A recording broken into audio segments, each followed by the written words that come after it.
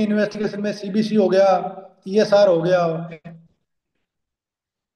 तो ये जांचें अपने इसमें करवाते हैं। तो जिस भी पेशेंट को आपको ये सिम्टम मिले जिसमें कफ मोर देन 2 वीक है, फीवर आ रहा हो, तो अपने सबसे पहले उस पेशेंट की एक्सरे करवाते हैं और बलगम की जो जांच होती है वो करवाते हैं। तो अगर बलगम की जांच में कंफर्म हो जाए अपने को भी बलगम में स्पुटम पॉजिटिव आ रहा है पेशेंट, तो उसको बोलते हैं अपने माइक्रोबायोलॉजी कंफर्म ट्यूबरकुलोसिस। कई पेशेंट में क्या होता है अपने को एक्सरे में सिम्टम मिल रहे, एक्सरे में लीजन दिख रहे होते हैं, पर वो माइक्रोबायोलॉजिकली सिम्टम स्पुटम पॉजिटिव नहीं आता है, तो उसको अपने क्लिनिकली बेस्ड पे एटीटी स्टार्ट करते हैं। तो उसको रेडियोलॉजिकल की दवाई देते हैं। आगे इसमें क्या है, इसकी मेडिसिन में है, जो इसकी मेडिसिन डेली लेनी होती है और 6 महीने तक लेनी होती है अपने को। तो पहले 2 महीने आईपी फेज और फिर 4 महीने चलता है सीपी फेज। इसमें जो मेडिसिन जो मेनली है वो है अपने फर्स्ट लाइन जो टीबी की ड्रग्स होती है, वो आइसोनाइजाइड, रिफाम्पिसिन, इथाम्बोटोल और पाराजिनामाइड। तो 4 ड्रग है, ये 4 ड्रग पहले अपने 2 महीने देते हैं। आईपी फेज में 4 ड्रग देनी, HRZE। और अगले 4 महीनों में उसको HRE पे लेते हैं अपने। और उसका 2 महीने बाद उसका पेशेंट का फॉलोअप में स्पुटम करवाते हैं, चेस्ट एक्सरे करवाते हैं, नॉर्मल रूटीन इन्वेस्टिगेशन उसकी करवाते रहते हैं। अगर स्पुटम कन्वर्जन हो रहा है तो इसका मतलब अपनी मेडिसिन उस पे बढ़िया काम कर रही है। और 2 महीने बाद उसको अपने HRE पे ले लेते हैं पेशेंट को। इसमें क्या होता है कि मेडिसिन के थोड़े बहुत साइड इफेक्ट होते हैं, हर मेडिसिन के होते हैं। तो मेनली पेशेंट को ये कन्विंस करना है कि आप ये टीबी की दवाइयां ले रहे हो तो इससे आपको, एक तो यूरिन है जो रेड कलर का आता है, तो उसमें घबराने वाली बात नहीं होती है, कोई दिक्कत वाली बात नहीं होती। अगर दवाइयों से कोई साइड इफेक्ट एक्स्ट्रा हो रहा है, जैसे कि नोजिया हो रहा है, पेशेंट को बहुत ज्यादा वोमिटिंग हो रही है दवाई लेने के बाद, या उसको भूख नहीं लग रही है, ऐसे सिम्टम उसको लगते हैं, तो अपने को इसके लिए इसमें कुछ जो आइसोनाइजाइड और पाराजिनामाइड है जो लीवर पे थोड़ा इफेक्ट डालती है, तो उसके लिए अपने एक बार इनका LFT करवा के चेक करते हैं। अगर उनकी लीवर की जांच थोड़ी बहुत अगर लीवर एंजाइम बढ़े हुए आ रहे हैं, तो उस पेशेंट के लिए अपने ट्रीटमेंट का प्लान तो चेंज करता है। तो उसमें जो लीवर को नुकसान पहुंचा रही होती है वो मेडिसिन एक बार बंद करके उसको लीवर टॉनिक देके, UDCA देके, और इथाम्बोटोल और लिवोफ्लोक्सासिन पे लेना होता है पेशेंट को। अगर वो मेडिसिन सही, अगर वो जांच सही आ रही है तो अपने को उसको HRZD कंटिन्यू करना है। कई बार पेशेंट को रिएक्शन हो जाती है, जैसे स्किन रिएक्शन, इचिंग वगैरह आ जाती है, या गैस्ट्राइटिस होता है, तो फिर एक बार अपने अगर गैस्ट्राइटिस बहुत ज्यादा हो रहा है तो रिफाम्पिसिन एक बार बंद करना होता है। और इचिंग वगैरह हो रही है तो एक बार कंप्लीट स्टॉप करना होता है ट्रीटमेंट को। और उसके बाद में एक दिन उसको अपने, एक एक दिन टेबलेट देके ऐड करते हैं। भाई कौन सी मेडिसिन है जो अपनी कल्पिट है, उसके लिए अपने को डेली की लूज टेबलेट देनी होती है उसको। तो जो मेडिसिन उसके रिएक्शन करेगी अपने को पता लग जाएगा, वो मेडिसिन अपने ट्रीटमेंट प्रोटोकॉल में हटा देंगे। ये नॉर्मल टीबी होती है। इसके बाद में आता है कि ये पल्मोनरी टीबी होती है जो लंग्स से रिलेटेड होती है। लंग्स के अलावा कई और टीबी होती है अपनी बॉडी में, जैसे लिम्फ नोड हो गए, सर्वाइकल लिम्फ नोड हो गया, एक्सिलरी लिम्फ नोड हो गए, या CNS टीबी है, या प्लूरल फ्यूजन किसी के हो जाता है तो ट्यूबरकुलर प्लूरल फ्यूजन है, या जॉइंट की टीबी है, या पोर्ट स्पाइन हो जाता है, या ओक्यूलर टीबी है। उन टीबी को अपने बोलते हैं extra pulmonary TB.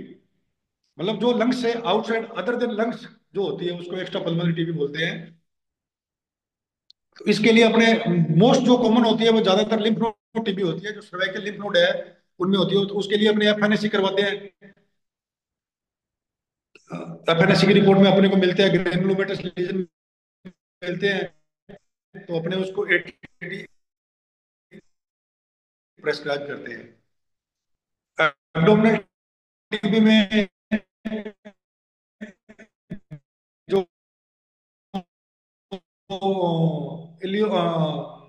Lymph node मिलते हैं अपने को, पेट में दर्द होता है, वेट लॉस होता है, ये सारे आते हैं, तो उसके हिसाब से अपने एब्डोमिनल टीबी है, उसके अलग अलग टीबी के सिम्टम के हिसाब अपने, अगर अपने को लग रहा है सिम्टम मैच कर रहे हैं, कौन होता है, तो उस हिसाब से डिपेंड करता है। इसके बाद में आपने आती है एक आजकल ड्रग रेजिस्टेंट बहुत ज्यादा हो रहा है। नॉर्मल टीबी के लिए अपने पहले सबसे पहले स्पुटम कराते हैं, तो आजकल जीन बेस्ड सीबीनाट मशीन आती है। सीबीनाट बहुत सारी जगह पे होती है, जिला अस्पताल में। तो सीबीनाट में अपने को सीबीनाट हो गया, ट्रू नाट हो गया, तो इनमें अपने को रेजिस्टेंस के बारे में पता लगता है। सीबीनाट है वो माइक्रोबैक्टीरिया ट्यूबरकुलोसिस को डिटेक्ट करता है। साथ में अगर कोई ड्रग रेजिस्टेंट है तो उसके साथ साथ ही वो डिटेक्ट हो जाता है, भाई इसमें रिफाम्पिसिन रेजिस्टेंस आया है। तो रिफाम्पिक रेजिस्टेंस आता है तो उसका ट्रीटमेंट अलग होता है, फिर उसको अपने एमडीआर टीबी में बोलते हैं। और उसके लिए दो प्लान होते हैं, शॉर्टर रेजिमेन और लॉन्गर रेजिमेन। उसके बाद में सीबीनाट टू नाट, इसके बाद में एक होता है एलपीए टेस्ट, लाइन प्रोबेसिव। तो उसमें फर्स्ट लाइन एलपीए और सेकंड लाइन एलपीए। तो फर्स्ट लाइन में अपने जो एचआरजेडी ये होती है, सेकंड लाइन में होती है जो फ्लोरोक्विलिन्स होगी वो होती है। तो ये इन्वेस्टिगेशन कराने से अपने को पता लगता है कि एमडीआर टीबी है या नहीं। तो एमडीआर टीबी का जो ट्रीटमेंट है वो टोटल डिफरेंट है। उसके ट्रीटमेंट में दो ट्रीटमेंट है जो लंबा चलता है। शॉर्टर जो ट्रीटमेंट होता है वो 9 से 11 महीने चलेगा, और जो लॉन्गर ट्रीटमेंट है वो 18 महीने चलता है। ये एमडीआर टीबी का पता अपने को ट्रू नाट सीबी नाट इन्हीं से लगता है, इसके अलावा वो नॉर्मल माइक्रोस्कोपी से नहीं लगता, तो वो करवानी पड़ती है। और अभी जो इंडिया में एक प्रोग्राम चल रहा है, अपने प्रधानमंत्री टीबी मुक्त प्रोग्राम चल रहा है, उसमें जो इनका टारगेट है अभी एंड टीबी बाई 2025, 2025 तक इंडिया को टीबी मुक्त करना था। पर इंडिया में टीबी का बर्डन बहुत ज्यादा है। हाईएस्ट नंबर ऑफ केसेस जो वर्ल्ड में कहीं मिलते हैं टीबी के, जो इंडिया में मिलते हैं। ये वो इसलिए क्या है, दूसरा aware नहीं है। और जब तक लोगों को डिटेक्शन लेट होता है किसी का, और तो उसलिए इंडिया में थोड़ा ज्यादा है। दूसरा, जो मार्केट पेशेंट होते हैं, जो HIV हैं, तो ये ऐसी और मलेरिया होगी, जिनकी इम्यूनिटी थोड़ा वीक होती है, उनमें उन पेशेंट को वो अपनी टारगेट पॉपुलेशन है उसको अपने इन्वेस्टिगेशन कराना होता है, भाई इनमें टीबी कितना ज्यादा रहते हैं, क्योंकि इम्यूनिटी थोड़ी कम होती है उनमें। अभी 2022 में इंडिया में टोटल 24 न्यू केस आए हैं।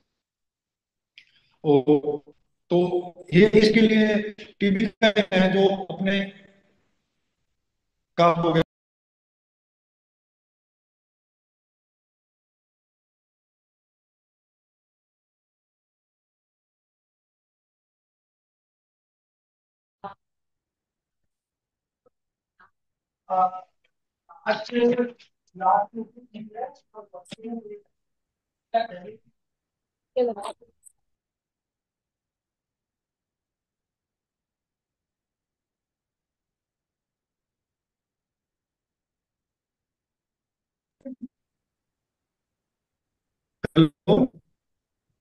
हेलो। सर आपकी वॉइस नहीं आ रही है सर। हेलो।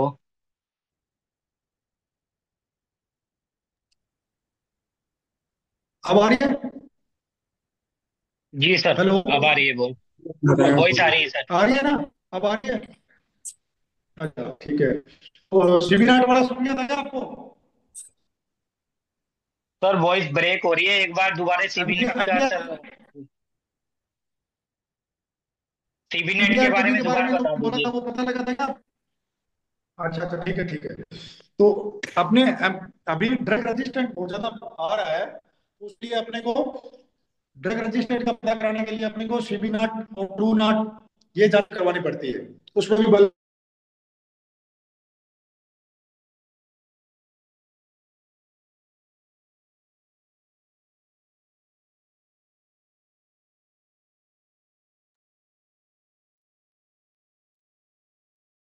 सर वॉइस नहीं आ रही है सर आपकी।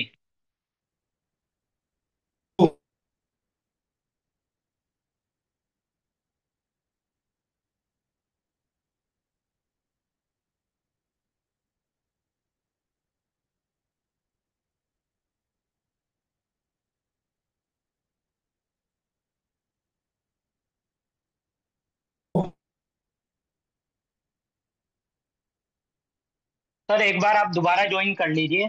बहुत ही आपकी वॉइस नहीं आ रही है। बहुत कम वॉइस आ रही है सर।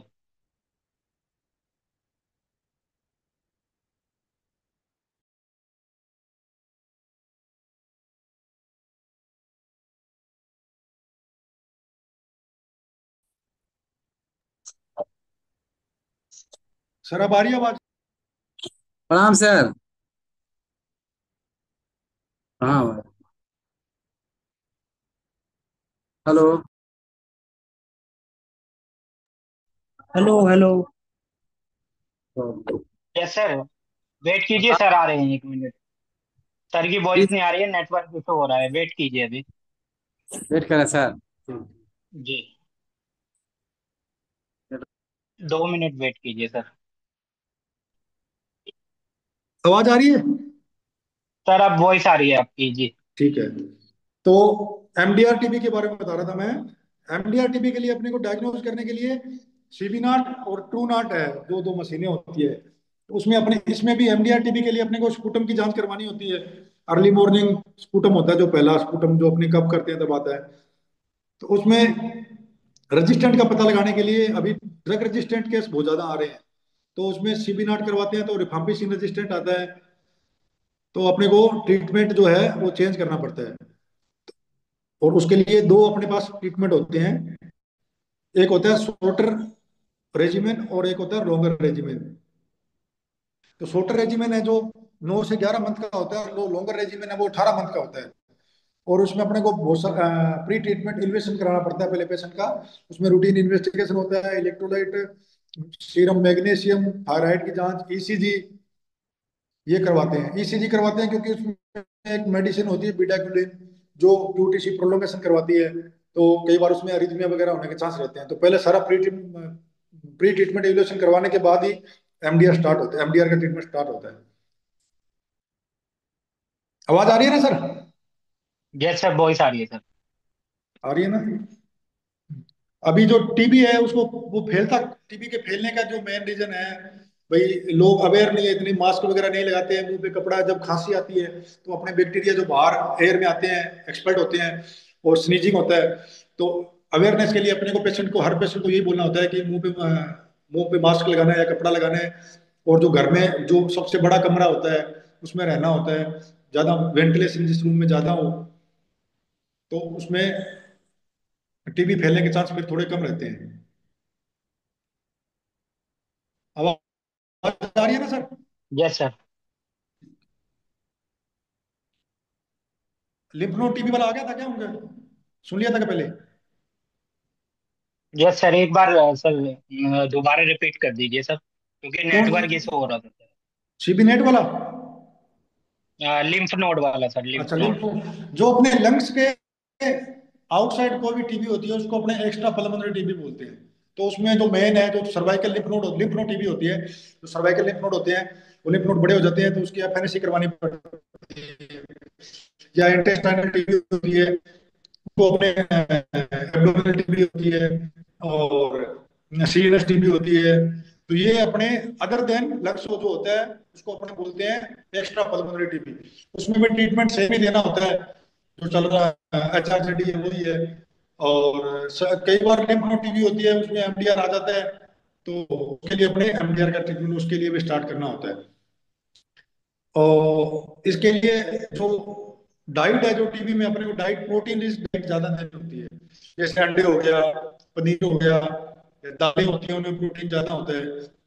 और गवर्नमेंट ने अभी ये मिक्स पोषण योजना चालू करी है, उसमें टीबी पे प्रोवाइड किया जाता है। और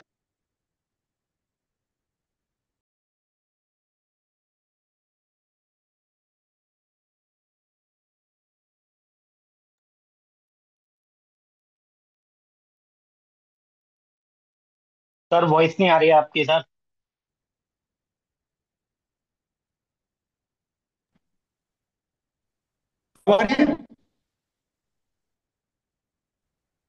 हेलो। अब आ रही है सर, वॉइस आ रही है। तो मोटा मोटा तो यही है टीबी के बारे में अपने। तो पेशेंट है, टीबी के पेशेंट को अपने को सबसे पहले तो उसको ये बोलना है कि जो मुंह पे हमेशा मास्क लगा के रहना है। क्योंकि जब वो कफ करेगा तो बहुत सारे बैक्टीरिया एनवायरमेंट में आते हैं, तो जो उसके क्लोज कॉन्टेक्ट में होते हैं उनको इन्फेक्शन के ज्यादा चांस रहते हैं। तो उसके लिए, उससे बचाव के लिए मास्क लगाना है, मुंह पे कपड़ा रखना है। दूसरा उसकी डाइट का, तो जो मेन डाइट का बहुत होता है इसमें, डाइट देनी है। तो और प्रोटीन डाइट में जैसे पनीर हो गया, अपने अंडे हो गए, या कोई अंडे नहीं खाता तो दालें हो गई, सारी दाल।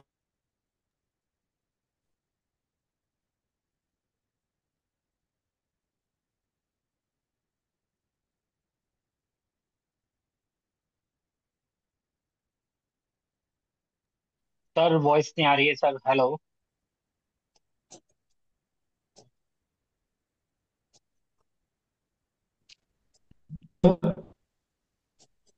सर आपकी यस वॉइस सर। बार बार रिजेक्टेड हो रही है सर। सर आपके नेटवर्क प्रॉब्लम हो है क्या?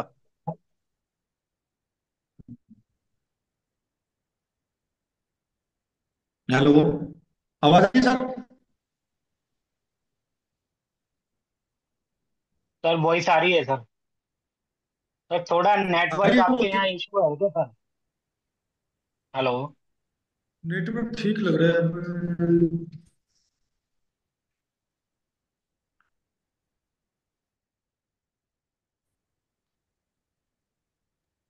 सर आपकी अब आ रही है वॉइस बार आवाज बार क्या सर? आ रही है आवाज आ वॉइस रही है सर, सर? अब आ रही है। ठीक है, ठीक। जो रेस्पिरेटरी मेन, जो रेस्पिरेटरी की जो डिजीज है वो टीबी है। और अपने अस्थमा है, अस्थमा के पेशेंट होते हैं, एलर्जी के जो पेशेंट होते हैं, सीओपीडी के पेशेंट होते हैं, आईएलडी के पेशेंट होते हैं, जिनमें सांस की दिक्कत ज्यादा रहती है, डिफिकल्टी इन ब्रीदिंग होती है। और हेलो, आवाज आ रही है सर क्या? Yes sir. या लंबे टाइम से खांसी वाले जो पेशेंट होते हैं। अभी सर इनको, अजमीज को बोल दो, कुछ डाउट है तो मेरे से पूछ लें। Okay okay. हाँ जी, ठीक है हाँ सर। जी। सभी हेल्थ पार्टनर से रिक्वेस्ट है, एक एक करके क्वेश्चन पूछ सकते हैं सर से।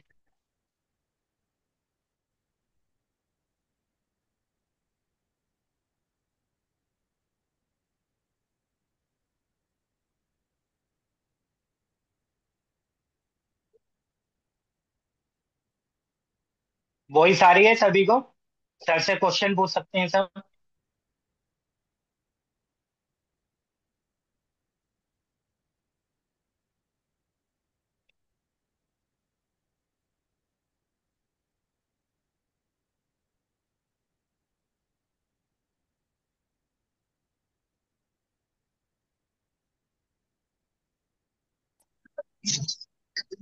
हाँ हेलो। सर। हाँ जी सर। सर ये जो टीबी के पेशेंट हैं उनका हाँ जी सर। ट्रीटमेंट करते समय हमको भी सावधानियां क्या रखनी चाहिए? आपको भी सावधानी, सबसे पहली सावधानी तो यही है कि आपको भी अपने, जब आप अपनी क्लिनिक में काम कर रहे हो तो जी सर। मुंह पे मास्क रखना है। दूसरा, जो टीबी का पेशेंट है उसको ये समझाना है कि आपको भी मुंह पे 24 घंटे मास्क रखना है, मतलब जब आप हमारे पास आओ, घर में रहो। जी सर। दूसरा ये है कि अपने को, जब अपने क्लिनिक या हॉस्पिटल जब जाते हैं तो अपने को कभी एम्प्टी स्टमक नहीं जाना होता। हमेशा जी। अपने को कुछ खा के जाना होता है, क्योंकि उस टाइम अपने इम्यूनिटी थोड़ी वीक होती है, सुबह सुबह जाते हैं तब। अच्छा सर। तो उस टाइम अपने को, हम कभी भी खाली पेट नहीं जाना होता। अच्छा सर। मेन सिम्टम, मेन इसका यही है बचने के लिए अपने को, क्योंकि इसका जो इन्फेक्शन है, जो जो पल्मोनरी टीबी का जो क्या है, कफ जो बैक्टीरिया है, वो किसी दूसरा पेशेंट जिसको टीबी है वो कफ करेगा, स्नीजिंग करेगा, तो जो बैक्टीरिया है वो एनवायरमेंट में आ जाते हैं। अच्छा सर, इनका जीवन काल क्या होता है सर, कितनी देर रहते हैं? वो जीवन काल, जीवन काल नहीं, नॉन मोटाइल होते हैं वो। अच्छा सर। बट वो एनवायरमेंट में रहते हैं थोड़ी देर, 5-10 मिनट, उसके बाद में वो नीचे सबसाइड हो जाते हैं ग्राउंड पे। अच्छा सर। पर वो अपने, जब अपने सामने कोई पेशेंट खांस रहा है तो अपने उसके डायरेक्ट टच में होते हैं ना, जी सर। जी सर। तो जैसे ही अपने ब्रीदिंग करते हैं तो बैक्टीरिया अपने अंदर इनहेल हो जाता है वो। तो ऐसा ऐसा नहीं होता कि बैक्टीरिया जाते ही अपने को टीबी कर देगा। वो बैक्टीरिया अपने अंदर इनएक्टिव स्टेज में पड़ा रहता है, जब अपनी कभी इम्यूनिटी वीक होती है जी सर। तब वो ग्रोथ करते हैं, फिर अपने को सिम्टम आने चालू होते हैं। तो मेन इसका यही है कि अपने को मास्क रखना है जब अपने किसी टीबी वाले पेशेंट से थोड़ा इंटरेक्ट कर रहे हैं तब। ठीक सर, थैंक यू सर। ठीक सर, नमस्ते सर। हाँ जी। जी सर, नमस्कार सर। जी सर, पूछिए क्वेश्चन। नमस्ते जी, नमस्ते।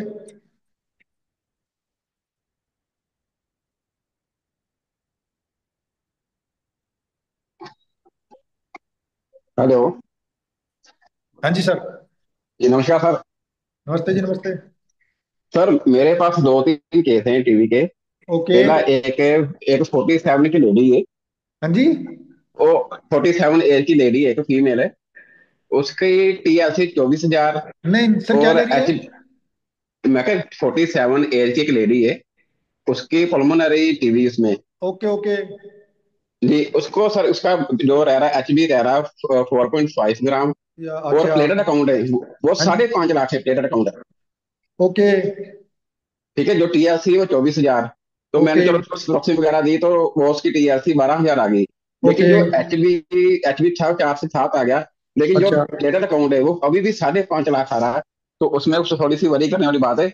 नहीं, प्लेटलेट काउंट का वरी नहीं है। जिसका जो एचबी कम आ रहा है उसके लिए, उसको अगर 5-6 ग्राम एचबी आ रहा है तो उसको ब्लड ट्रांसफ्यूजन करवाना पड़ेगा अपने को एक बार। ओके क्योंकि वो ये मैंने किया था सीवियर सीवियर एनीमिया हो गया इसमें। जी। और उसमें तो, दूसरा डाइट का ध्यान रखना पड़ेगा, जैसे पालक हो गया, हरी सब्जियां हो गई, अनार हो गया। जी ये चीजें उसको जी ज्यादा देनी पड़ेगी। उनको पहले खाया पिया कुछ पच नहीं रहा था। पच नहीं रहा था? तो कितने महीने से ट्रीटमेंट पे चल रहे हैं वो? वो उनको 2 महीने हो गए। नहीं तो मतलब यानी जब टीबी की दवाई स्टार्ट की थी उस टाइम पचने में दिक्कत आ रही थी क्या? वो काफी पचने में दिक्कत आ रही थी उनको। हाँ, तो फिर उसमें ना एक बार अपने को एक जो रिफाम्पिसिन टेबलेट है वो बंद करके ना दूसरा दवाई देना पड़ेगा। इथाम्बुटोल ओके और लिवोफ्लोक्सासिन। जी। और ये दवाई देनी पड़ेगी, तो आइसोनाजाइड। वो उनको साथ में दिक्कत आ रही थी तो फिर उनको डॉक्टर स्टार्ट किया साथ में। डोक्सीसाइक्लिन नहीं देना। डोक्सीसाइक्लिन किसको देना है? डॉक्सीफाइलिन। डोक्सोफाइलिन। डोक्सोफाइलिन तो सांस में दिक्कत आ रही है तो अपने सोचेंगे उसका। हाँ उसके सांस में दिक्कत आ रही थी। सांस में तो दिक्कत आ उसको रही है फिर हाँ, फिर डोक्सोफाइलिन हो गया। या फिर वो अपने फोराकोट बूटाकोट है, नेबुलाइज करवाओ। जी नेबुलाइज कर दिया, उसके बाद ठीक हो गया था। बस यही टेंशन अच्छा। उसकी लेडी के। हाँ नेबुलाइज कर दिया उसको बॉडी कोड और डोवल से। है। नेबुलाइज कर दिया था उसको बॉडी लीन और ओके। डोवल से नेबुलाइज कर दिया था, उसके बाद ठीक होगी सेचुरेशन। बस फिर उसके बाद उसको खाना पीना बचना नहीं शुरू हो रहा था। फिर हाँ पीके तो स्टार्ट किया। और साथ। खाना पीना के लिए तो अपने को उसकी एक वगैरह, उसको दवाइयां लेने से दिक्कत आ रही है तो दवाइयां चेंज करनी पड़ेगी। Okay sir. और जी शॉर्ट और उसको सांस में दिक्कत आ रही है तो उसके लिए अपने जी को सेचुरेशन लेवल देखना। अगर कम आ रहा है तो ऑक्सीजन लगानी पड़ेगी। अगर ठीक ठाक है, अगर अबो 94 95 आ रहा है तो उसको नेबुलाइज कराओ। और उसको जो इनहेलर होते हैं, इनहेलर देने पड़ेंगे। जी ठीक है जी। और ठीक है दूसरा ठीक। एक सर केस है, उसमें 72 का आदमी है। उसका हाँ। आईडीआर पॉजिटिव आया, लेकिन ना क्या उसको खांसी क्या आ, क्या? रुको आई रुको, धीरे बोलो थोड़ा। उसका ना आईजीआरए पॉजिटिव आया उसका। आईजीआरए पॉजिटिव आया? ओके। जी। लेकिन उसको सिम्टम टीबी का कोई भी नहीं, ना उसको खांसी आ रही है ना उसके घर बाइयों में में। किसी को टीबी थी क्या? उसके घर में भी नहीं किसी को प्रॉब्लम। अच्छा। तो आई इग्रा होता है ना, वो पॉजिटिव कई पेशेंट में आ जाता है। तो उसने पहले कभी टीबी का इलाज तो नहीं करवाया? ना कभी नहीं कराया उसने। तो वो कफ वगैरह, फीवर वगैरह कुछ भी नहीं आ रहा? कुछ भी नहीं आ रहा। ईएसआर कितना आ रहा है? यह था उसका 28। और पहले पिछले 2-3 महीने में वजन कम हुआ था क्या? न वजन नहीं कम हुआ, ना एचडी उसका कम हुआ। टीआरसी भी ठीक उसकी। अच्छा। अभी इसको मैंने एक्सरा बोला कि मैं क्या एक बार एक्सरा करा के आओ। बिल्कुल और एक्सरा आपका करवाओ, एक सिम्टम बार देखते हैं। एक्सरा करवाओ। और एक बार सीटी स्कैन भी करवाओ इसका। और अगर बलगम आ रहा है तो बलगम की, खाली पेट की जांच करवानी पड़ेगी। जी। अगर बलगम ब, उसको आ रहा है ब, ना, बात सुनो। ब, बल, बलगम नहीं आ रहा उसको, खांसी बलगम तो कुछ भी उसका ना, नहीं है। उस पेशेंट का पहले तो एक्सरा कराओ। ठीक है जी। और उसके बाद में उसका सीटी स्कैन कराना पड़ेगा, क्योंकि कई बार ना एक्सरे में लीजन दिखते नहीं है। जी तो ठीक है सिटी में, सर। जैसे सिटी में लीजन दिखते हैं पूरे, तो सिटी से पता लगेगा अपने को। ओके जी राइट सर, सीटी स्कैन। और ओके अभी पूछा था सर, एक तीसरा औरत है, बच्ची है 19 साल की। ओके उसके ना मैंने एक्सरा कराया उसका। मेरे पास जैसे पहले इसको ब्रीथिंग प्रॉब्लम थी।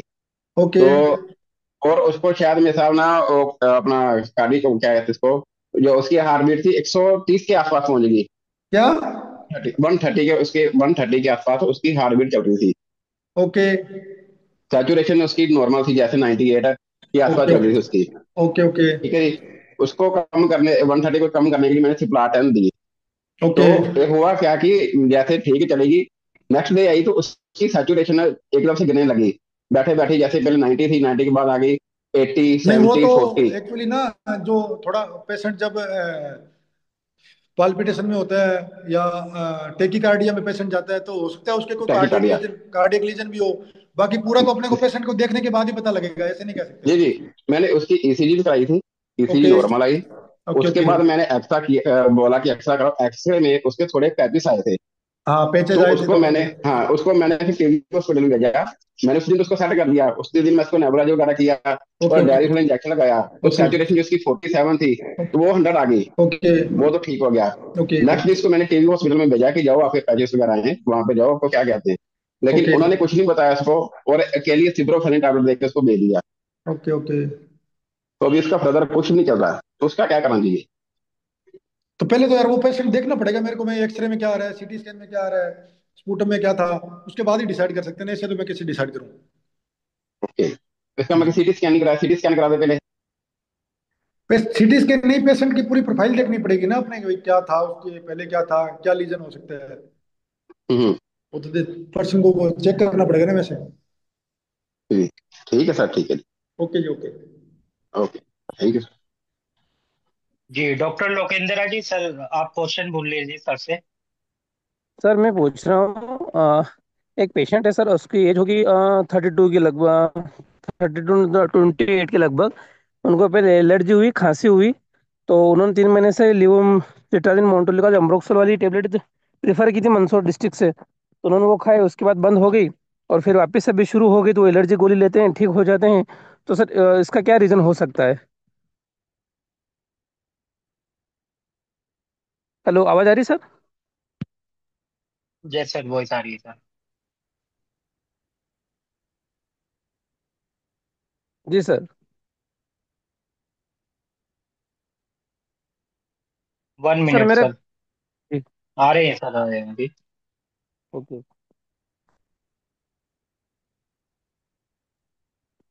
हेलो जी सर। हेलो जी sir. Hello hello. Yes sir. हाँ, तो इसके सबसे पहले तो अपने को उसकी हिस्ट्री से पता लगेगा भाई उसके परिवार में किसको एलर्जी का, अस्थमा की हिस्ट्री है या नहीं है। अगर हिस्ट्री नहीं है की है सर, तो अस्थमा कई है। नहीं है, किसी को नहीं है सर। तो कोई ना, उसके लिए अपने रूटीन इन्वेस्टिगेशन करानी होती है, एक इयोसिनोफिल काउंट, टोटल इयोसिनोफिल काउंट करवाना होता जी है, एक चेस्ट एक्सरे करवाना होता है उसके लिए। अगर इयोसिनोफिल बढ़े हुए हैं तो इसका मतलब एलर्जी है उसको किसी न किसी चीज से। जी तो उसके लिए अपने, अगर उसको ज्यादा कफ कफ आ रहा है उसके, और चेस्ट में रोंकाई या बीज मिल रहे हैं अपने को, तो उसको जी एक बार अपने डीपीआई या एमडीआई पे लेते हैं। और जी एंटी एलर्जी की जो मेडिसिन अपने मोन्टिलुकास, लिवोसिट्रिजिन, फेक्सोपेंडिन वो देनी है। और कफ आ रहा है, ड्राई कफ आता है मोस्टली ऐसे पेशेंट में, तो ड्राई के लिए डेक्स्ट्रोथाजन देना उसको। जी। और सर सेकंड क्वेश्चन ये था कि जैसे मेरे माता जी थी, उनको 10 साल पहले टीबी थी, जैसे 52 साल की एज है उनकी, तो ओके। 10 साल पहले और इनको कौन सी टीबी। टीबी थी? जी। कौन सी टीबी थी? कौन सी टीबी थी? अरे सर वो मुझे रिपोर्ट भी मैंने देखी नहीं सर पूरी, तो पहले थी कोई वो तो रिपोर्ट, कोई ना। उनको ठीक हो गई, वो तो कोई हाँ प्रॉब्लम नहीं कोई। रही। उनके एलर्जी का ट्रीटमेंट जो चल ओके। रहा है, फ्रोकोट वो दे कोई रखा ना। है, और ओके लियोसिटाजिन, ओके। एसिलोब्रोफाइलिन, ठीक है। लोकास वो ओके। दे रखा हाँ हाँ। है। ओके कभी कभी कभी प्रॉब्लम हो जाती है, तो कभी कभी सांस का हल्का सा हो जाता है, एलर्जी हो जाती है, या फिर हाथ पैरों में झुंझुनाहट हो जाती है। ओके ओके कभी ऐसा लगता है वगैरह चल रही हो हाथों पैरों में, कभी पसीना हो जाता है, तो ओके। ट्रीटमेंट चलने के बाद में भी दिक्कत आ रही है सर। हाँ। क्या? हेलो। हेलो हाँ हेलो। सर, जैसे इनको, हाँ हेलो सर, हाँ, बोलो लुकास बोलो। 3D टेबलेट भी चल रही है इनको, ओके तो ओके। वो जो होता है वो भी चल, और ठीक जो है। मेडिसिन है कंटिन्यू वो भी चल रही है। ओके भी सर कभी कभी इनको वही दिक्कत आ जाती है, हल्की लग जाती है, या फिर हाथों पैरों में झुंझुनाहट होना, हाथ पैर दर्द करना, या फिर कमर में दर्द हो जाए, अचानक कहीं पे भी दर्द उठ जाता है, पसलियों में अचानक सर ये हो जाता है, डायबिटीज है और वो क्या 2 या 3 दिन पेशेंट? तक दर्द वो ही रहता है सर। डायबिटीज है या नहीं है? नहीं सर, डायबिटिक नहीं सर। एक बार आरबीएस नहीं, में अच्छी। डायबिटिक नहीं है। तो पैरों में झंझनाहट या सुन्नापन होना मेनली डायबिटीज में होता है ये ऐसा, जी ज्यादा होता है। तो वो एक बार इनको ना मल्टीविटामिन और कैल्शियम की टेबलेट ऐड कर दो, मिथाइल कोबालामिन। जी, हेलो। वो भी चल रही सर, मेथाकोबाला। पेशेंट वाली वो भी चल रही है, और कैल कैल्शियम जो ग्रेन्यूल आते हैं 7 डेज में लेने वाले, हाँ हाँ हाँ तो हाँ हाँ। रिगाब एंटी जो टेबलेट आती है ओके ओके ओके। हाँ तो ये ट्रीटमेंट है झंझनाहट के लिए तो वगैरह, इसके अलावा और कमजोरी के लिए यही देना है, एक्स्ट्रा तो कुछ नहीं देना। नहीं, उम्र कितनी है? उम्र कितनी है? प्लेटलेट्स काउंट बढ़े हुए आते हैं सर इनके। प्लेटलेट काउंट कितने आ रहे हैं? 50 है सर, 50 साल की उम्र है। अच्छा, प्लेटलेट काउंट कितने आ पॉइंट रहे हैं? Four sir. कितने? सर 5.4। कितने? 5.4। 5.5 लाख के राउंड आ रहे हैं क्या? 5.4 सर, 5 दशमलव। अच्छा अच्छा ठीक है। हीमोग्लोबिन जी कितना जी है? सर, जी सर, 5 लाख। हीमोग्लोबिन कितना है? 11.20 सर। 11.20। तो और ग्यारह लिवर एंजाइम ठीक दशमलव है दो क्या? जीरो ओटी पोटी ठीक है क्या? ओटीपीटी, हाँ लिवर सर, सभी एंजाइम्स? ठीक है सर। कोई ना, वो प्लेटलेट नहीं कई सर, बार वो भी वो ठीक है, बढ़ लिपिड। जाती है। नहीं, प्लेटलेट की वजह से नहीं होता। प्लेटलेट कई सर बार बढ़ जाती है, वो कोई बड़ा इशू नहीं होता। नहीं, इनकी रिपोर्टें सारी नॉर्मल आई थी, सिर्फ प्लेटलेट्स काउंट बढ़े हुए आए थे, तो कोई मैं उसके ठीक है, लिए सर एक ने बार ना मेडिसिन दी, अपने, उसके बाद में सर मैं यही प्रॉब्लम। पुरानी सीबीसी और नई सीबीसी में कंपेयर करना कितना बड़ा है। आपके पास पुरानी जी सीबीसी पड़ी सर। होगी ना, उसमें कंपेयर करना। अगर हम्म। कंटिन्यूसली इंक्रीज हो रहा है तो इसके लिए अपने को एक पीबीएफ करवानी होती है, ब्लड की जांच होती है, पीबीएफ, पेरिफेरल ब्लड स्मीयर कराना, जी सर। वो फिल्म बनानी होती है। और उसमें अपने कुछ लगता है तो आगे अपने जैसे बोन मेरो एस्पिरेशन होता है, वो करवाना पड़ता है। भाई प्लेटलेट इतने ज्यादा क्यों आ रहे हैं, तो वो प्रॉपर आइडिया अपने को उसी से मिलेगा। बाकी 4-5 लाख प्लेटलेट है, कई बार कई पेशेंट में मिल जाती है। एक काम करो सर, आपसे एक बार कंसल्ट करवा लूंगा सर, तो कोई ना कुछ करवा डाउट वो लेना, भी क्लियर हो जाएंगे सर, है ना? कोई ना करवा, कोई ना कोई ना।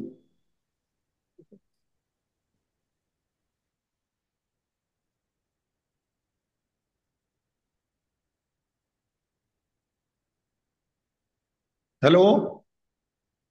और कोई हमारे हेल्थ पार्टनर जो सर से क्वेश्चन पूछना चाहते हैं? हेलो। हाँ जी। हेलो। ओके। हेलो। हाँ सर, सीवी नॉट पॉजिटिव होने के क्या कारण होते हैं? सीबीनाट पॉजिटिव आने के सबसे एक ही कारण है, उसके पेशेंट के टीबी होगी, उसी में पॉजिटिव आता है सीबीनाट। जी जी जी। हाँ,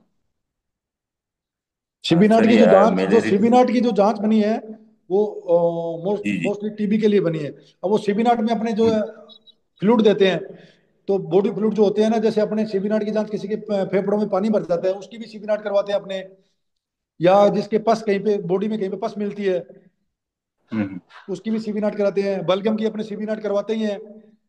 एक अपने बाल लेते हैं, कई बार ब्रोंकोस्कोपी करते हैं तो बाल का भी सीबी नाट जाता है। तो उसमें सीबी नाट में अपने को कोई एमटीबी का बैक्टीरिया मिलता है, तो उसके हिसाब से अपने उसकी एटीटी की दवाई चालू करते हैं। हम्म। सर किसी को जैसे हाइपर सेंसिटिविटी है, और कि सर सर जैसे कि इसमें स्टेरॉइड चलाना है या नहीं चलाना है? ये तो डिसाइड देखना पड़ेगा ना। हाइपर सेंसिटिव न्यूमोनिया एचएसपी के पेशेंट में स्टीरोड देते हैं, वो तो पेशेंट को देख के पता लगेगा अपने किसको स्टीरोड देना है, किसमें। टीबी के पेशेंट में स्टीरोड अपने कम यूज करते हैं, नहीं करते अंटिल उसको हाँ, जरूरत ना वैसे हो। बताया गया और है कि टीबी का टीबी नहीं। पेशेंट जैसे, टीबी में जैसे मिलियरी टीबी हो गई या सीएनएस टीबी हो गई, हाँ, मेलेरिटी। मिलियरी टीबी सीनियस टीबी होती है, उनमें कई बार ना पेशेंट कोमा, कंफ्यूजन, या उसके बहुत ज्यादा सीवियरिटी आ रही है डिजीज की, तब उनमें अपने स्टेरॉइड देते हैं।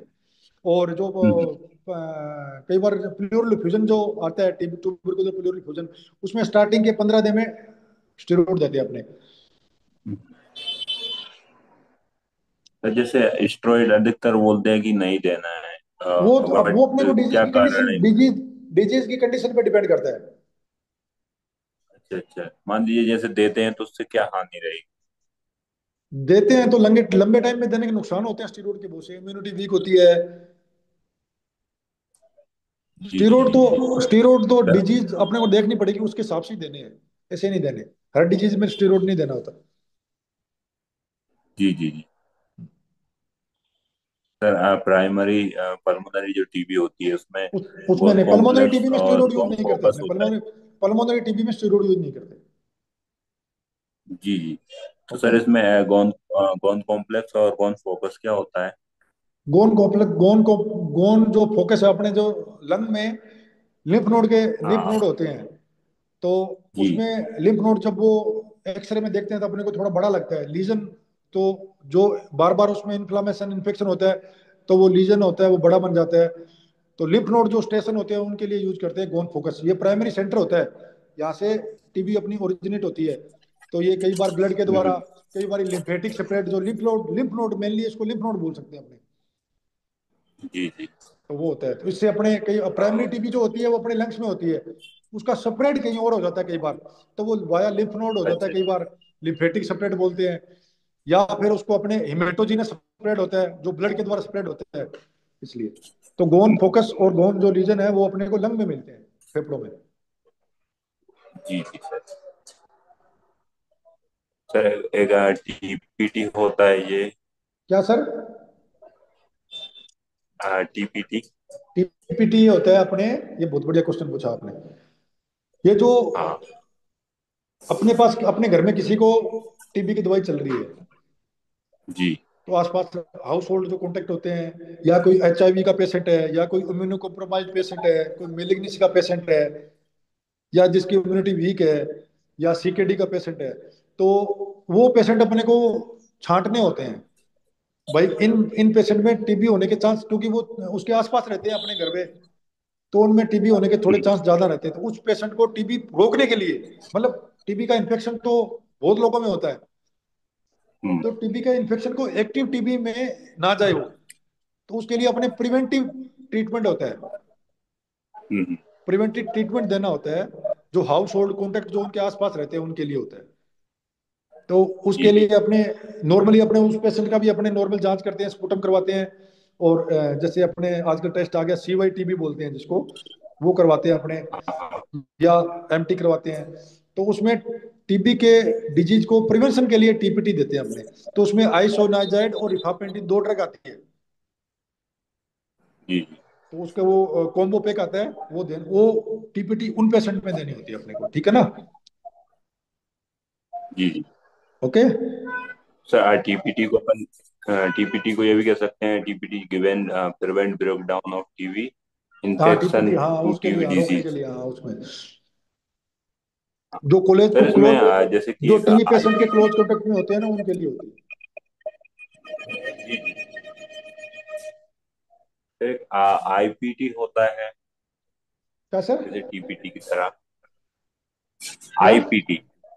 आईपीडी? IPT IPT. हाँ।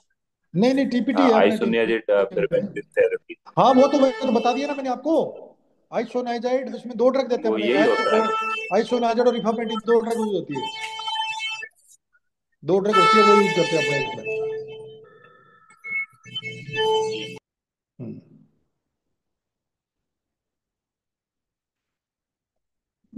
Okay sir, thank you.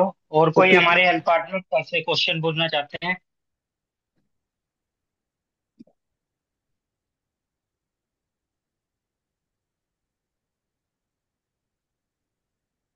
Doctor पवन चौहान, माँ पार्वती क्लिनिक।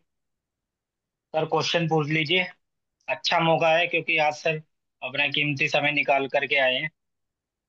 और डॉक्टर अरुण सर।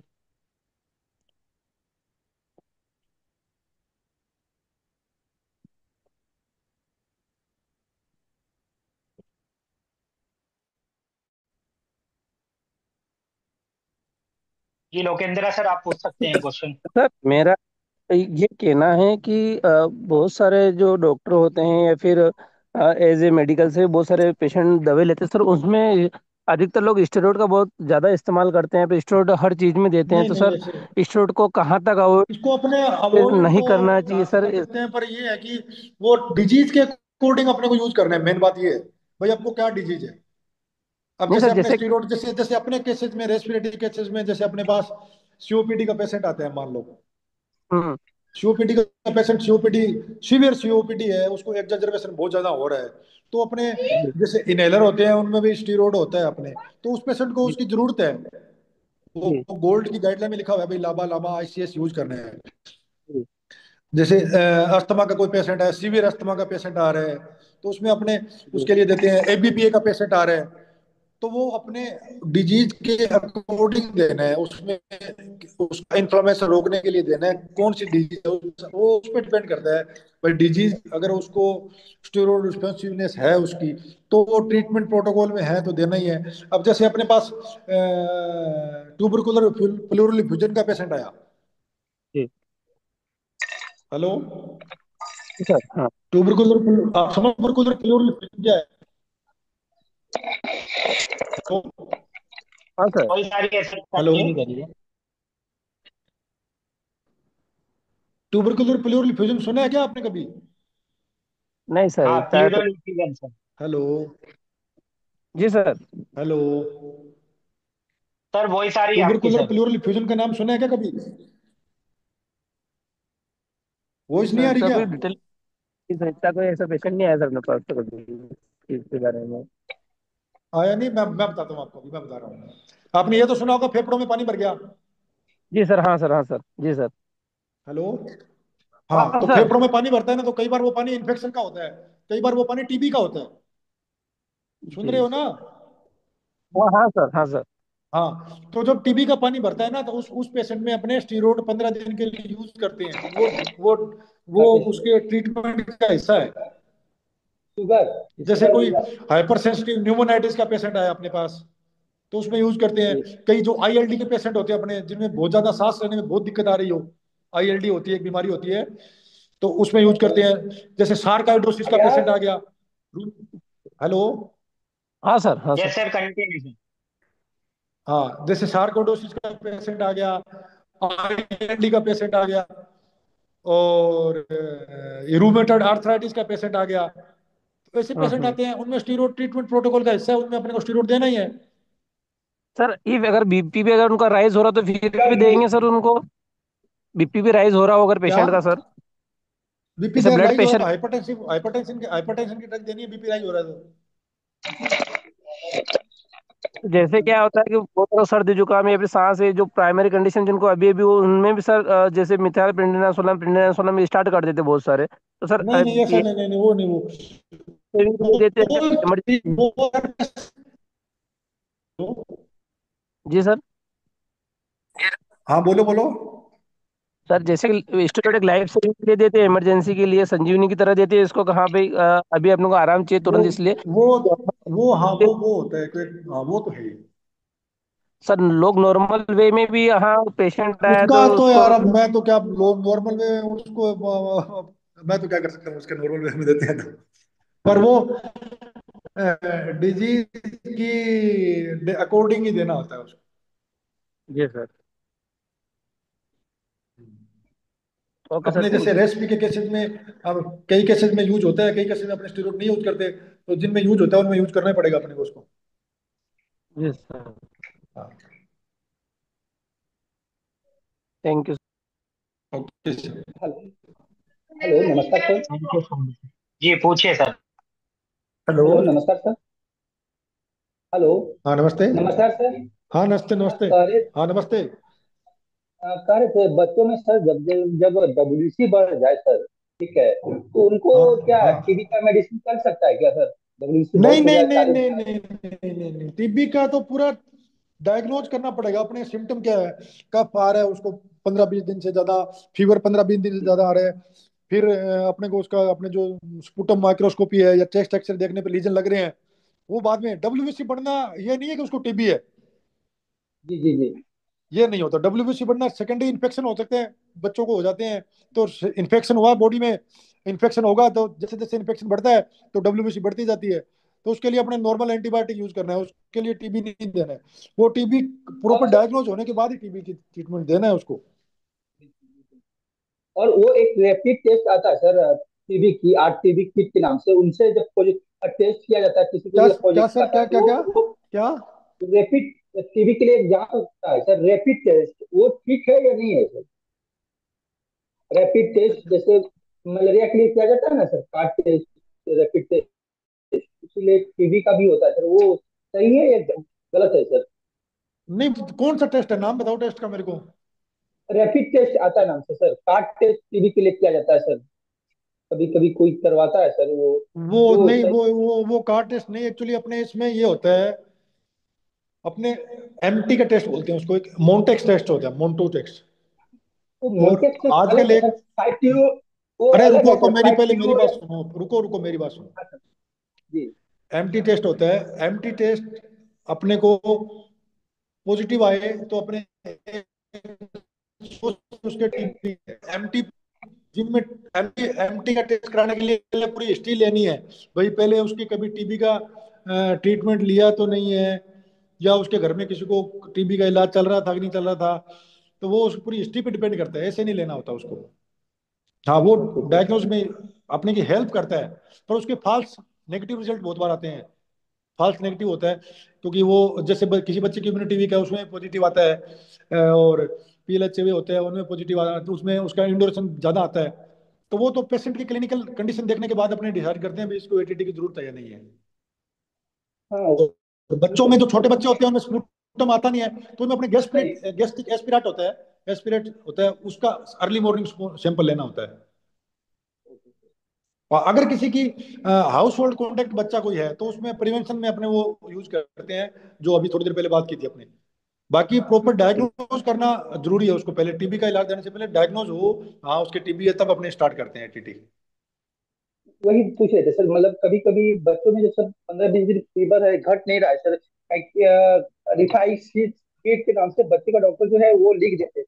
तो अपने को दूसरे रूल, अरे दूसरे रूल आउट तो करने पड़ेंगे ना, अलग रीजन जो कोई है उसमें वो तो रूल आउट करने पड़ेंगे। कोई पायरेक्सिया का रीजन और भी बहुत होते हैं।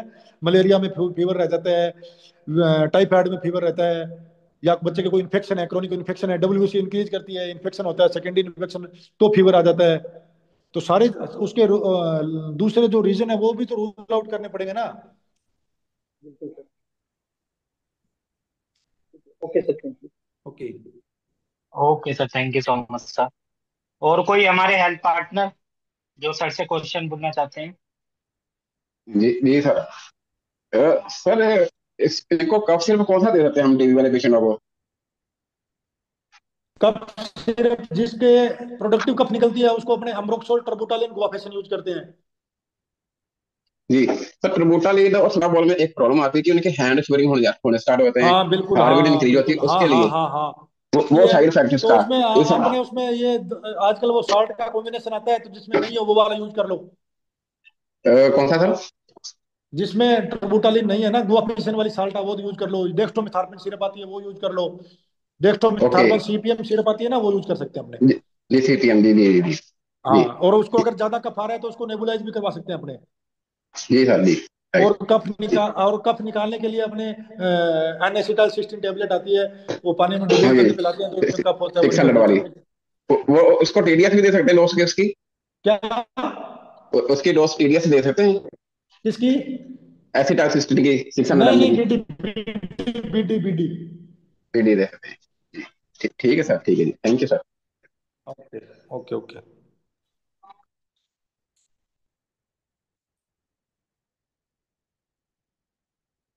और कोई हमारे हेल्थ पार्टनर सर से क्वेश्चन पूछ सकते हैं? अभी 1 मिनट है क्योंकि सर के पास अभी टाइम है 1 मिनट का, उसके बाद सर चले जाएंगे। कोई ना, पूछ लो कोई ना, आज मैंने टाइम निकाल लिया।